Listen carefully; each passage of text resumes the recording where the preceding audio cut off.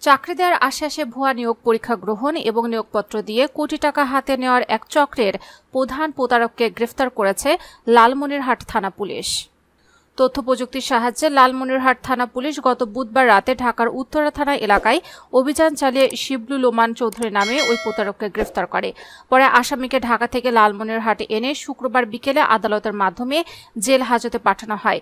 গ্রেফতার হওয়া শিবলুর বাড়ি নোয়াখালী জেলার বেগমগঞ্জ এলাকায়।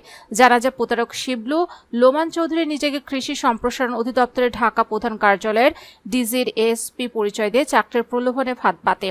এজন্য সে সুকৌশলে লালমনিরহাট সহ বিভিন্ন এলাকায় নেটওয়ার্ক তৈরি করে এবং বিভিন্ন মাধ্যমে লাখ লাখ টাকা হাতিয়ে নেয়। ভুক্তভোগীরা জানান, চাকরি দেওয়ার কথা বলে কৌশলে টাকা নিয়ে ঢাকা কৃষি অধিদপ্তরে নিয়োগ পরীক্ষা দিতে নিয়ে যাওয়া হয় তাদেরকে।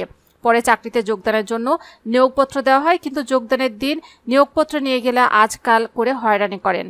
তাই গ্রেফতারকৃত শিবলুকে প্রধান আসামি করে 6 জনের নাম উল্লেখ করে মামলা করেন ভুক্তভোগী মিজানুর রহমান। এ প্রতারণা মামলার অন্যান্য আসামিরা হলেন রাজবাড়ী জেলার পাংশা থানার স্বর্ণগড়া এলাকার মৃত জলিলের ছেলে রফিকুল ইসলাম আফজাল, ঢাকার বাড্ডা থানার মতিঝিল বনশ্রী ই ব্লকের কামাল হোসেন, নোয়াখালী জেলার বেগমগঞ্জ থানার বসন্তবাগ এলাকার দলিলুর রহমানের ছেলে বাপ্পি, রংপুর জেলার পীরগাছা থানার আমিনটারি এলাকার আব্দুল খালেকের ছেলে আলমগীর হোসেন এবং দলিলুর রহমান, যার পরিচয় অজ্ঞাত। লালমনিরহাট সদর থানার ভারপ্রাপ্ত কর্মকর্তা ওমর ফারুক জানান, বিভিন্ন ব্যক্তিকে চাকরি দেওয়ার কথা বলে তাদের সঙ্গে টাকা নিয়ে প্রতারণা করার অভিযোগে শিবলু নামে এক প্রতারককে গ্রেফতার করা হয়েছে। শুক্রবার বিকেলে তাকে জেল হাজতে পাঠানো হয়। গ্রেফতারকৃত শিবলু লোমান চৌধুরী নিজেকে সাবেক সেনা সদস্য বলে দাবি করেন।